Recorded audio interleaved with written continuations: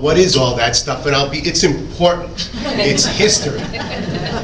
And as it turns out, we were able to turn over a lot of stones, no pun intended, and find the mystery, solve the mystery of the bandstand, which had been carrying on for a few months. We knew roughly when it was built. We knew that it was, used for special occasions in town, but we didn't know exactly when, where. We could only speculate. As it turns out, in 1909, a councilman came up with the idea of having a platform built for use by a local brass band. And the brass band was a group of local residents. They practiced on their own, a leader among them. They even merged with another band in Northvale. They performed the Independence Day in the summer of 1909. And as it turns out, the councilman thought, Councilman Willis, felt, wouldn't it be a nice idea to give them a more proper platform for them to carry on concerts in Huyler Park, instead of standing in the street or in the bleachers. So he came up with plans, a $350 estimate, and about 40 private donors, and presented it at the council meeting, hoping for a $25 appropriation from the town to go towards the effort. The council people were supportive enough that they actually said, we will give you $100 instead of $25. Exactly. So as it turned out, a local mason firm, Arzonico and Benzoni, both of which have descendants still in Tenafly, who had worked on Councilman Willis's house and came highly recommended, were hired to do the job. The council okayed the plans. The committee went forward with the donations, and within 2 weeks, there was something for passers-by of the park to see. Enough so that it was mentioned in the newspaper how some people really liked it, some people were wondering was it going to be able to be moved elsewhere in town, but the idea was to build a platform of cobblestones that would be unique, but yet still fit in with the town. And so within a few weeks, the first concert came to pass on August 7th, 1909. The brass band played on their new platform.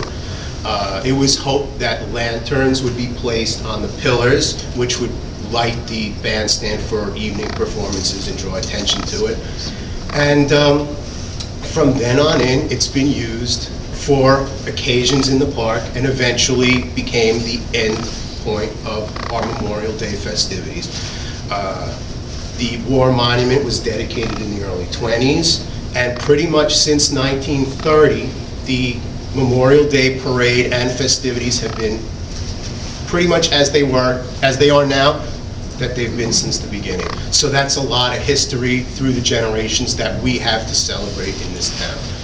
And so I just want to thank everybody else again for all the hard work, the donations to make this possible, and thinking we had a 100-year-old bandstand that gave us so many good times and good memories. We'll be able to have one rebuilt, be better, and another 100 years of festivities to take place to come. So I want to thank you very much again for coming and for the support, and I'm going to turn it back over to Alice.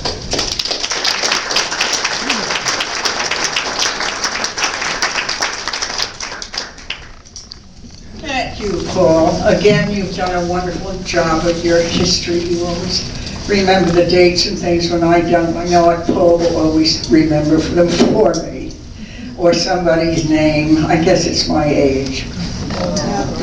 At any rate, I think that I'd like to introduce now someone who maybe can tell us if we could have $25 for $100. Wouldn't that be wonderful? At any rate, I think we hopefully won't need it, but I'd like to introduce our mayor, Mayor Peter Rustin.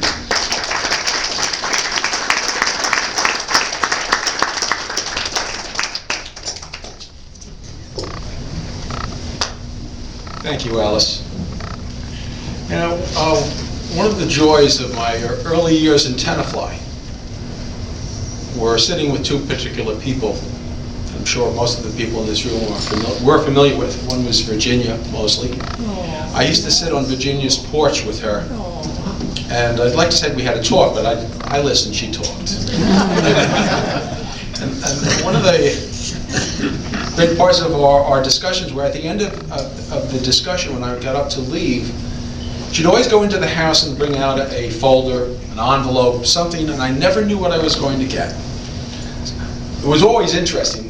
Useful sometimes, not so useful other times, but it was a real treat, and I got to get a sense of what Tenafly was all about. And the other person, of course, was my good friend Mo Leahy.